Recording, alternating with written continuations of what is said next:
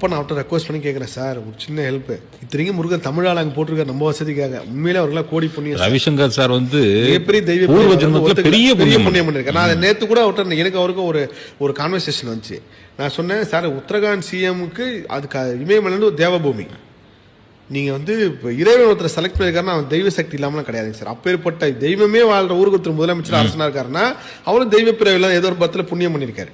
அப்போ இந்த மாதிரி அவர்கிட்ட ஒரு கோரிக்கை வைக்கணும் சார். அவரை பீட் பண்ணி முருகர் சம்பந்தமா விஷயம் பண்றப்போ நான் சொன்னேன், நீங்களே மிகப்பெரிய தெய்வ பிறவி சார், எப்படி சார் உங்களால இதை நீங்க சாத்தியப்படுத்துறீங்க? அப்பதான் அவர் விஷயம் சொன்னார், பத்ரிநாத் பெருமாள்ல இருந்து வந்ததுன்னு சொல்லிட்டு. அப்ப கேட்கிறப்போ, சார் இது முழுக்க முழுக்க ஓன் ரிஸ்க் தான், எதுனால தான் நீங்க தான் பொறுப்பு.